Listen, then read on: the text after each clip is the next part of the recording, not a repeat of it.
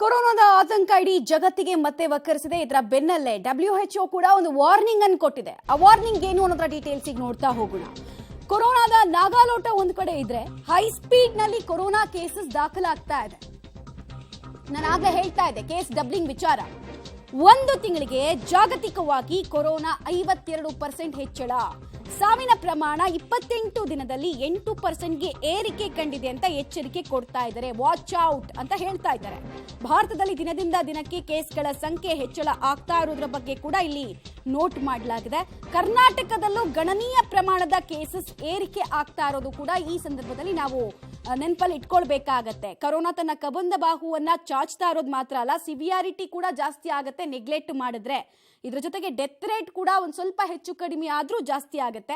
ಡೆಲ್ಟಾದಲ್ಲಿ ಯಾವ ಪ್ರಮಾಣದ ಸಾವು, ಯಾವ ಪ್ರಮಾಣದ ನೋವನ್ನ ಜನ ಕಂಡಿದ್ರು ಅದು ರಿಪೀಟ್ ಆಗದಿರೋ ರೀತಿ ನೋಡ್ಕೊಳ್ಳಿ ಅಂತ ಹೇಳ್ತಾ ಇದ್ದಾರೆ. ಡೀಟೇಲ್ಸ್ ಕೊಡ್ತಾರೆ. ನೇರ ಸಂಪರ್ಕದಲ್ಲಿ ಜಾಯಿನ್ ಆಗ್ತಿದ್ರೆ ಪವಿತ್ರ, ಈಗ WHO ಕೊಟ್ಟಿರುವಂತಹ ಎಚ್ಚರಿಕೆನ ನಾವು ಗಮನಿಸ್ತಾ ಇದ್ವಿ. ಗೈಡ್ ಲೈನ್ಸ್ ಅನ್ನ ಇದ್ರ ಜೊತೆಗೆ ಏನಾದ್ರೂ ಕೊಟ್ಟಿದ್ದಾರಾ? ಹೇಗೆ ಈ ಪ್ಯಾಂಡಮಿಕ್ ಅನ್ನ ಅಥವಾ ಸಂಭವ್ಯ ಕೊರೋನಾ ಅಲೆಯನ್ನ ಎದುರಿಸಬೇಕಾಗಬಹುದು ಅನ್ನೋದ್ರ ಬಗ್ಗೆ ಏನಾದ್ರೂ ಮಾಹಿತಿ ಕೊಟ್ಟಿದ್ದಾರಾ? ಬಹುಶಃ ಇದನ್ನೇ ಗೈಡ್ಲೈನ್ಸ್ ಅಂತಾನೂ ಕೂಡ ತಿಳ್ಕೊಬಹುದು. ಯಾಕಂದ್ರೆ ಕೊರೋನಾ ಕೇಸಸ್ಗಳು ಏರಿಕೆ ಆಗ್ಬೋದಾ ಏನು ಅನ್ನುವಂತಹ ಅನುಮಾನ ಕೂಡ ಇತ್ತು. ಆದರೆ WHO ಪ್ರಕಾರ ಈಗಾಗಲೇ ಕಳೆದ ಒಂದು ತಿಂಗಳಲ್ಲಿ 52% ಅಷ್ಟು ಕೇಸ್ಗಳ ಪ್ರಮಾಣ ಹೆಚ್ಚಳ ಆಗಿದೆ. ಅಷ್ಟೇ ಅಲ್ಲದೆ ಮರಣ ಪ್ರಮಾಣಗಳ ಸಂಖ್ಯೆ ಏನಿದೆ ಅದು ಪರ್ಸೆಂಟೇಜ್ ವೈಸ್ ತಗೊಂಡ್ರೆ 8% ಅಷ್ಟು ರೈಸ್ ಆಗಿದೆ ಅನ್ನುವಂತಹ ಎಚ್ಚರಿಕೆಯನ್ನ ಕೊಟ್ಟಿದ್ದಾರೆ. ಸೊ ಹಾಗಾಗಿ ಕೇಸಸ್ಗಳು ಮುಂದಿನ ದಿನಗಳಲ್ಲಿ ಹೆಚ್ಚಳ ಆಗ್ಬೋದೇನೋ ಅಂತ ಅನಿಸ್ತಾ ಇದೆ. ಸಾಮಾನ್ಯವಾಗಿ ಈ ವೈರಸ್ಗಳ ಅವಧಿ ಈ ಹಿಂದಿನ ಅಲೆಯಲ್ಲಿ ನೋಡ್ತಾ ಇದ್ರೆ 3 ರಿಂದ 6 ತಿಂಗಳ ಕಾಲ ಇರುತ್ತೆ. ಸೊ ಹಾಗಾಗಿ ಈ ಬಾರಿ ಏನಾಗ್ಬೋದು ಅನ್ನುವಂಥದ್ದು. ಆದರೆ ಆಸ್ಪತ್ರೆಗೆ ದಾಖಲಾಗುವಂತಹ ಪ್ರಮಾಣ ಏನಿದೆ ಅದು ಕೊಂಚ ಕಡಿಮೆಯೂ ಇರ್ಬೋದು. ಹಾಗಂತ WHO ಒಂದು ವಾರ್ನಿಂಗ್ ಅನ್ನ ಕೂಡ ಕೊಟ್ಟಿದೆ.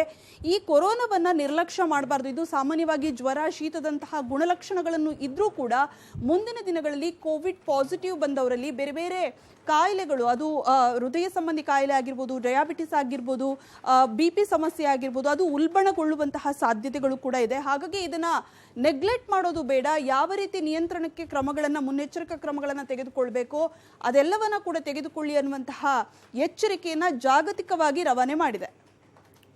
ರೈಟ್. ಧನ್ಯವಾದ ತಮ್ಮ ಮಾಹಿತಿಗಾಗಿ ಪವಿತ್ರ.